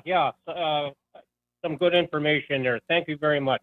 Thanks very much for the call. What I'm more upset about that whole deal is that they actually put the name Eclipse on something that wasn't cool, as the original Eclipse was kind of cool. I've had conversations recently about this. Nova. And I've gone back and forth on it. Because we've had this conversation when the Blazer came out and when the Eclipse came out.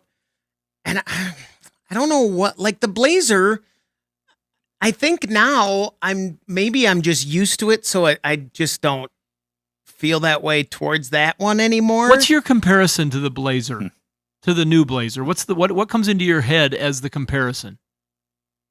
What do you mean? What was your archived video in your mind of the old Blazer? What are you thinking of? Well, all I can think of is, and this is arguable, I think the Blazer made people mad and the Bronco made people happy. I'll answer my question. What picture do you have in your mind of the old Blazer? I don't know. I know what my picture is. My picture is the small S10. I just want to see what he says. I don't think he has one. I don't have one. I think of... Because some people are going to be true. Russ, go ahead. I'm thinking... Just like they did with the new Bronco. You got the small Bronco. I'll just call it a Bronco too, because that's what it is. The big one is a full-size Bronco frame. When I hear Blazer, I think the S10 Blazer, like we had for a lot of years, and then I think of the K5, the big one. And why didn't they come back with a new Blazer or two of them? You got the car, and now you got a full-size truck Blazer. They just didn't do it. I'll answer your question as honestly as I can. My perception is from a kid's perspective, and the Blazer and the Bronco were very similar cars. But you're thinking, that's what my question was, exactly what it was. Yeah. Are you thinking of the big old K5 Blazer as the old Blazer? Yeah, because there's a lot of people that you ask them what the old Blazer was. I got a friend of mine that wants to get a Bronco, and his frame of reference was he had a Bronco too when he was younger, and it was really cool. And that's his frame of reference. Mm-hmm. And my frame of reference was just being in the car business was the old, cool, small Broncos. Right. from the 60s and early 70s. The Bronco 2, I have a distinct memory of my uncle coming to Easter in his new Bronco 2, and my other uncles all going, What'd you get there? What you got? What kind of? Oh, it's a Bronco 2. Okay. Was it an Eddie Bauer? No, it was just... when Ford put the 2 on theirs, the Roman numeral 2s, that just, Mustang 2, they kind of... And I agree with you, Russ. If they would build a K5 Blazer knockoff like they did with the Bronco, they would sell a bunch of them, I think. So. The Mustang 2, at least you could hop those up, and some of them were pretty cool. But the Bronco 2s, it's in the eye of the beholder. Some people love them. I mean, they could be really great with a lot of accessories. Or you go so and cool extreme, you stuff. take and put the Mustang name on an electric. Yeah, it's all. Don't get me started. Whatever people want. That'll do it for this hour of the Under the Hood Show. The Under the Hood Show is brought to you by Sturdivants.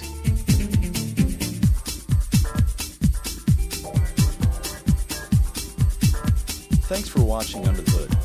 This show is done live on radio as well as YouTube. So a few times every hour, we need to take a short break. What was I was just thinking when this is the after show. Welcome to the after show. If you tune in on YouTube or you're watching it, so you kind of get it. If you're listening to the podcast, you can catch the YouTube feed, and we sometimes come on afterwards. Yeah, and there's a segment later. You view this as the after show if it's worthy. We had a call, and we have a call coming in. So now what might happen is Doug will put this up if they want to talk to us. We'll take a call on the after show like we're doing it in the show.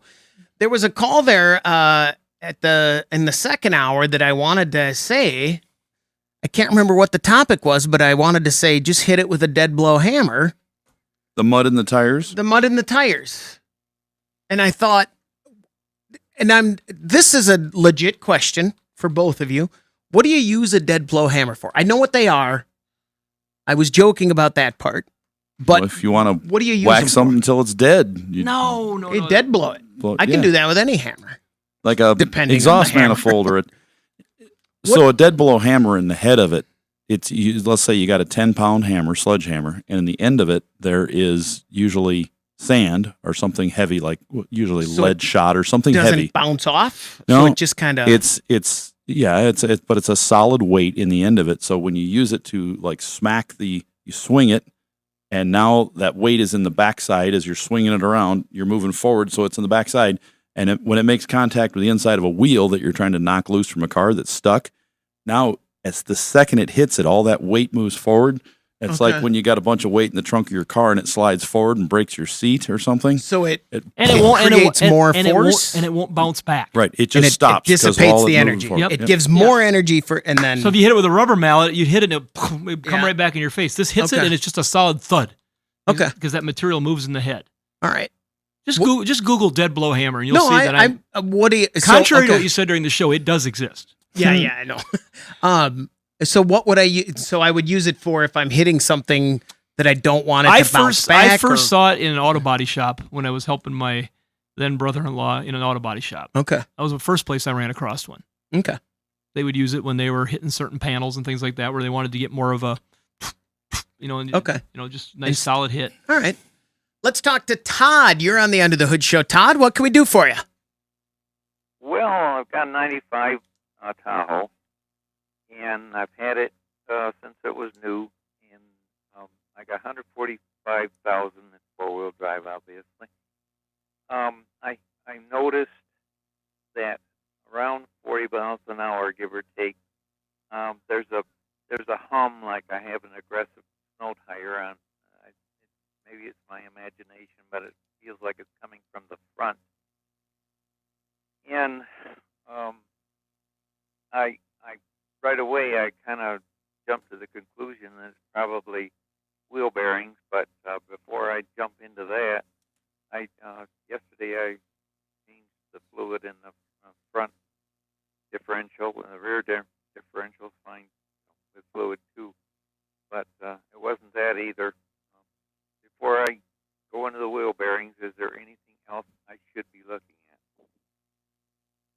95 Tahoe based on like the Chevy pickup chassis type vehicle, right. 350 engine, real common components, used them from 1988 clear through to 97, and the new variants of the pickups, they used a lot of the same components in those things as far as the way they were designed and built.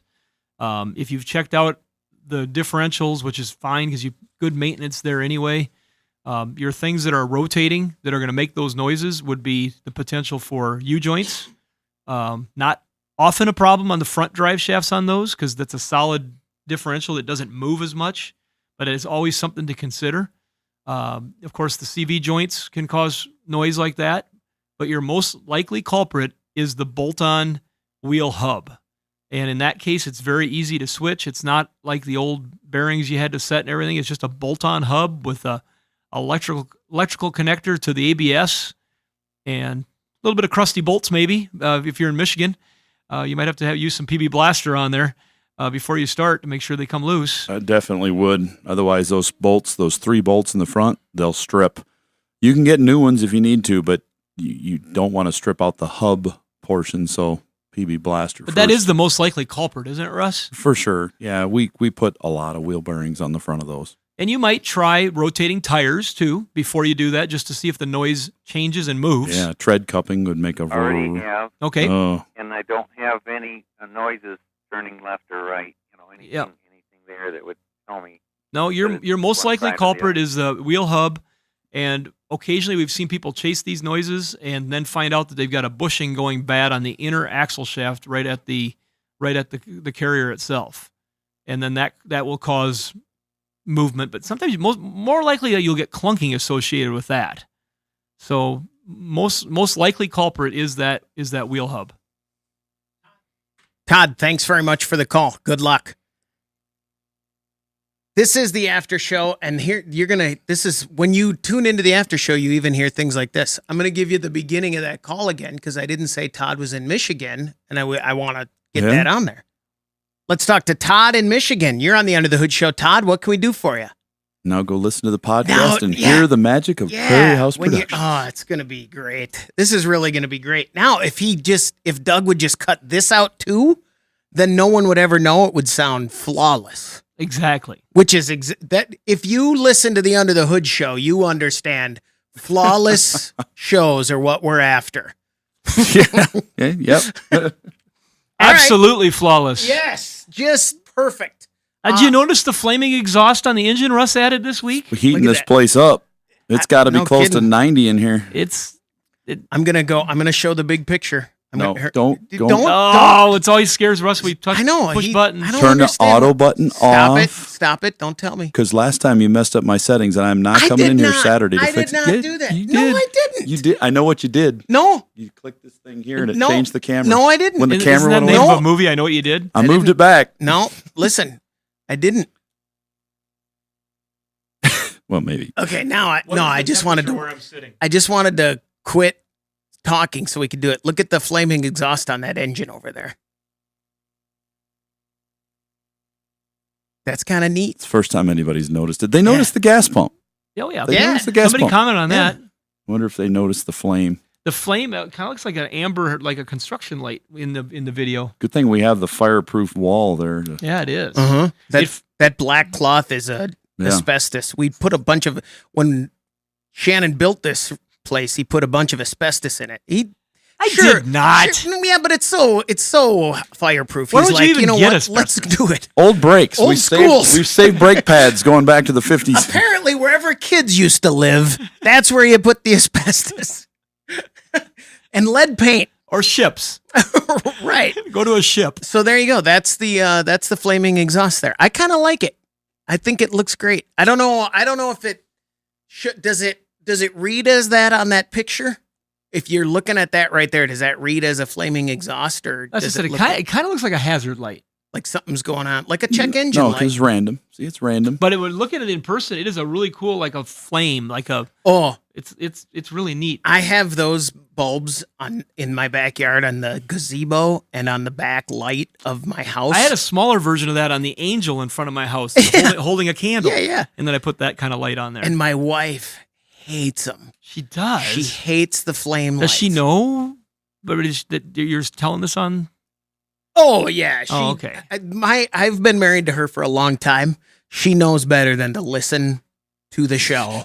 And anytime she does and hears something, she knows I'm just going to go, oh, I was kidding. They all know I was kidding, no matter what.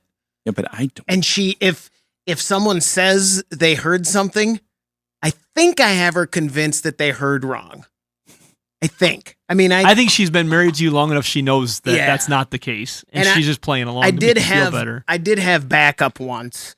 That one time she got word back from someone that I said something very terrible, and this is no joke. It was like a real thing with her job and with her life. Oh, and this person was saying they heard me say this on the radio, like I said, oh yeah, my wife just finds money at work. It was something like that. And this person was like, he said that she steals money from work. Oh my. And I was like, what? Yeah, that's what he said. And then at the next meeting about it, he was like, yeah, he was talking to that girl he works with and said this.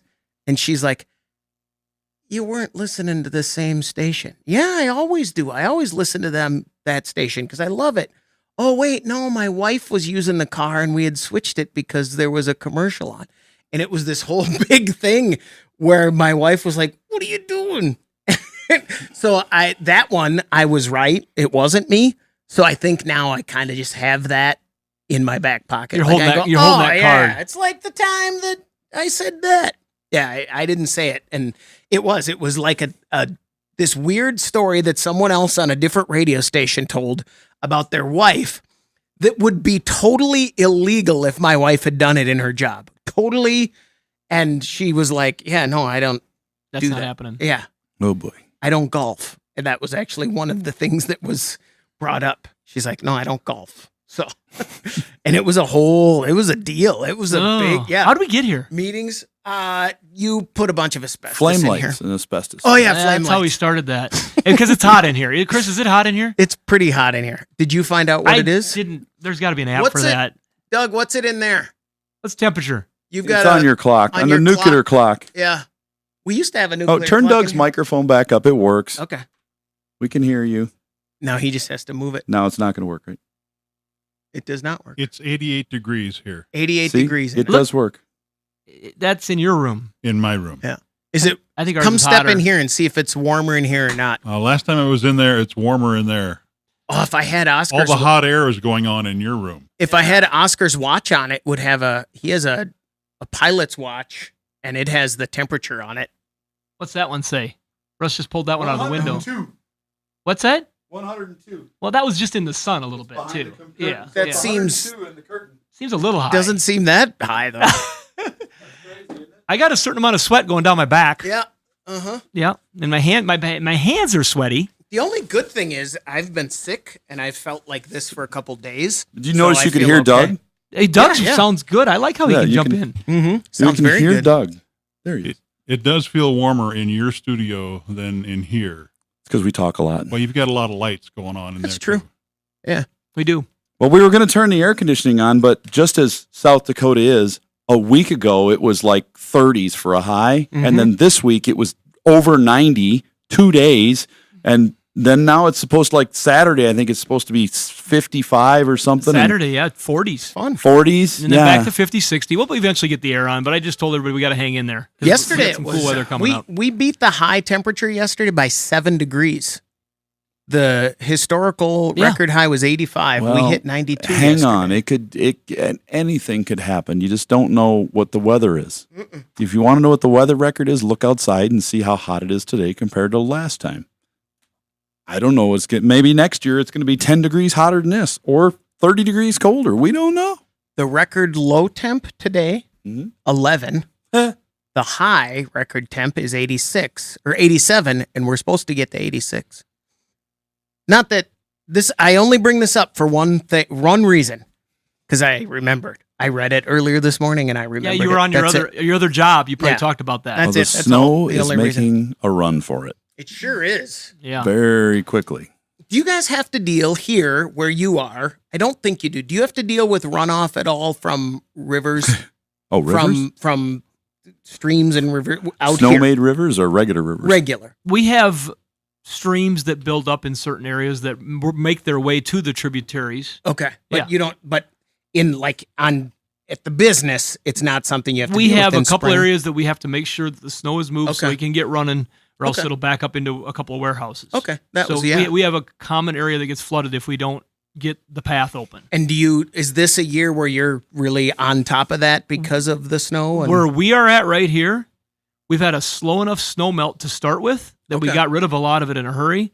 And so this recent heat hasn't caused too much problem because we got rid of a lot of it slowly over the last 3 weeks. Luckily, the ditches around here melted during that slow melt and Yeah. opened up pretty quick that first heat day. Got enough of back. And then there's some giant piles in the fields, so they're melting and going into a flowing ditch. But if those ditches were thicker and icier, yeah, that could be getting pretty wet. I think we're even going to try to clean ditches next week for Earth Day. Okay. We got our big Earth Day promotion coming up where we always clean all the ditches and we let people bring out, I should have talked about it on the show, bring out consumer quantities of recyclables like oil and batteries and things. They will take them from you for that particular day. But that's coming up Earth Day here. Earth Day is Saturday the 22nd, but we're going to do that on Friday the 21st, and we'll do the ditch cleaning before that. Are you still logged in over there on the phone? No. All right, let's take this call. Hi, you're on the Under the Hood show. Who's this? Ariel. Ariel, what can we do for you? Hey, I have a question about my 2008 Dodge Charger. It's a 2.7 liter. It's about 260,000 miles. I was driving it, and the car died on me on the road, and it was going about 30 miles an hour. It wasn't all that fast. But it showed up a lot of codes of the throttle body and just a whole bunch of other things, and I have not been able to start it really besides one time since. I changed the throttle body, I changed the gas pedal, new battery cables, I checked the starter, I even switched the wind module and the hard computer thing under the hood. I don't know, after I switched the wind module and the computer under the hood, I actually got it to start for about 20 minutes, and then it died. And I don't know what else to do with it. Okay. And that module under the hood, when you switch it, you would need to use a computer to remove the VIN number from it and replace it with the correct VIN number. Otherwise, security would lock up the car. So it's possible if you did not do that I've seen some of them start. Okay. And then they lock again. When they see that the VIN's wrong, they lock and they won't start. So it's possible that you had a bad computer to begin with, and once you replaced it with another one, it did run, but it's going to need to be programmed. And it should, with the right scan tool, it would let you know whether it's a security issue preventing it from running. But from what you're describing, I kind of have hope there that maybe it was a computer, and when you put it in, it allowed it to run, but then it shut it down when it saw that the security was not accurate.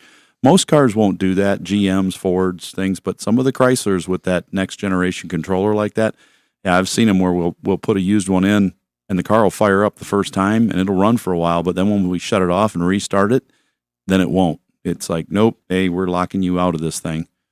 Even whether it's 20 minutes or 2 seconds, it'll lock it in.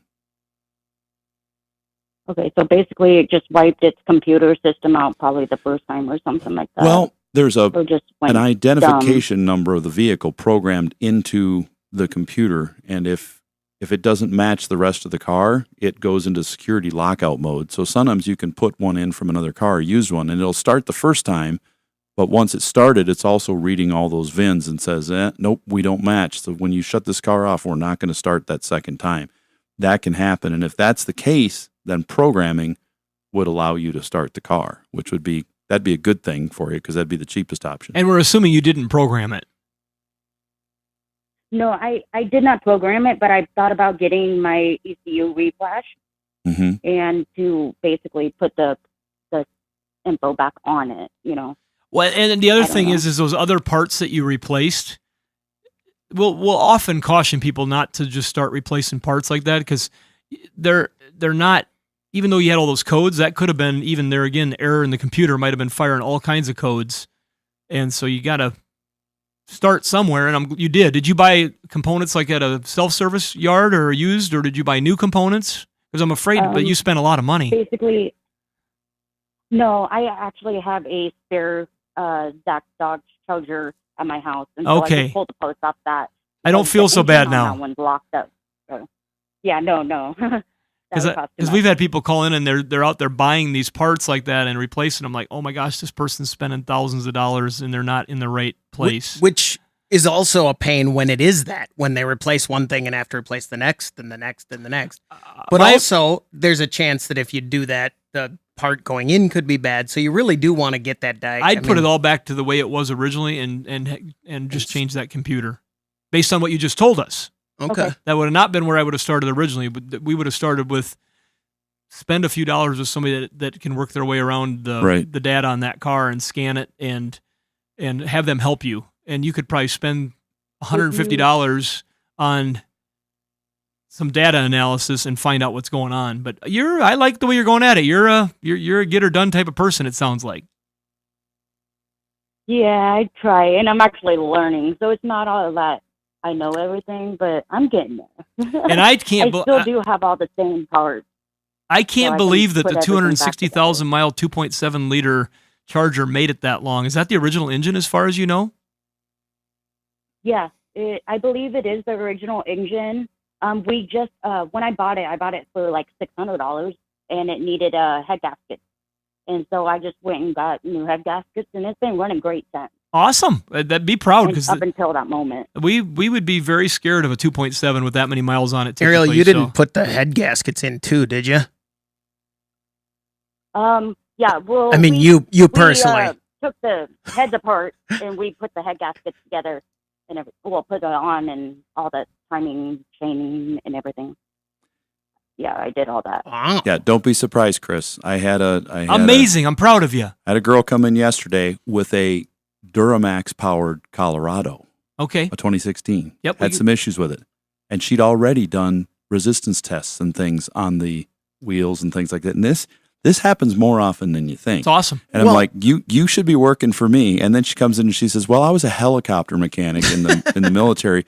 And these cars are nothing like that because it's just cram-packed full of junk under there. But well, and Ariel too, that the knowledge, the learning while you switch those parts over, that's worth something too. There's that. You gain a lot of it too. Yeah. So how many miles have you put on the car since you put the head gaskets in it?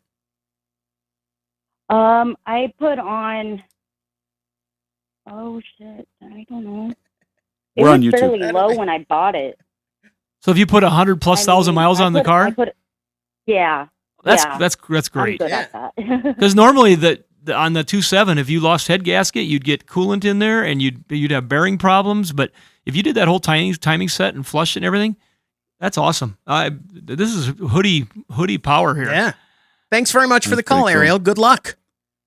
Hey, did you see the YouTube thing today? The dog there eating the pizza on the picture when you start up. By the way, Doug, take out the cuss word in there. No, yeah. Oh yeah, for you on podcast. We said how many miles since you put the head gaskets in? Don't she say said, it. oh, Don't say it. We said that's okay. It's YouTube. You can get away with that, but don't make it a habit of it because we'll kill you if it's on radio, right? Kill the signal. Yeah. Not literally, but well, maybe you never know. Send Vinny. Yeah. So I was eating in the car, which I usually don't do. I don't like it. Berkeley Classics are like, don't eat in the car. It's because the mice and stuff. But yeah, you the eat dog. Mice? The dog. No, the mice come in the car. So do you guys eat in your car? Yes. Why? You shouldn't do that. Because it's very efficient time use. Are we going to talk about? Let's put all the things with my eating that should go on a list of importance and see where the car ends up. Well, it's most important because I had this question the other day. That's why I threw that up there. The question was, if I eat in my car, is it really that bad? I mean, are the mice going to come running into the car and eat my whole car? And I told him in this case, well, you drive this car year round, right? Yeah, I drive it year round. I live in the city. I park in my garage. And I said, you should probably be fine. But now, if this is a summer car you drive and you live in the city, or definitely if you live in the country, and it's parked in the garage for 4 to 6 months because of the snow and you don't drive it, never, ever eat in your car, because a couple crumbs, it's like a radar zone in, like a missile for any kind of rodent. And they'll find your car and they will say, well, that was tasty. Now what else can we eat? The cupboard is bare. And now I got to go to the bathroom. Yeah. You know. And they're going to eat the wiring and they're going to leave little trails, and it's going to be like the rabbits that ate the bushes. Now it's cozy in here and I want to make a nest. Mm-hmm. Then I'm going to invite my friends because it's a really cool place. I have a question.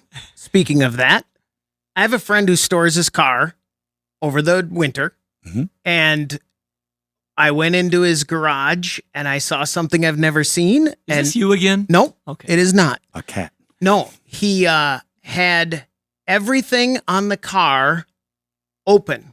Every single part of the car open. The hood, the trunk, the doors, the glove box, every single thing. We're going to let the mice in.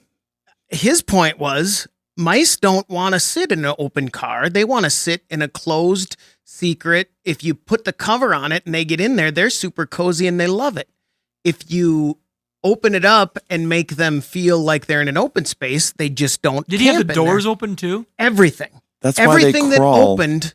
They'll crawl behind the dash. So But they do anyway, don't they? They're going to do it. Doors closed, door open. Right. So don't you want to not make it cozy enough for them to go, hey, I think I could get up in that dash? Was this a heated garage? No. Nope. It was like an outbuilding garage as well. I think he's very wrong. Okay. I just don't think it's working. It's not hurting anything for sure, unless the dome light's on. But just think of the size of the rodent that could get in that couldn't otherwise. Exactly. Yeah, you had a bear in there. Or a cat. Use Mouse Out. Point. NHOU, NHOilundercoatings.com, our partner. Mouse Out. It's to get rid of the mice. Mice can jump like so many times their body length. We tried this. We captured one in a garbage can when we were trying to capture mice in our shop, and then we go dump them in the field. I don't know why we're so humane about it, but had one in one of those blue standard garbage cans like you have right under the bench here. Like a little recycling can, 2.5 They can gallons. almost get out of that jumping. Just doing. You ever notice that? How Oh, yeah. high they jump? When they're walking across your garage, you're like, they can't get in my car. They'll just go doink and jump right up, and their little claws will grab onto the side of the rocker panel, and in they go through a 1/4-inch hole.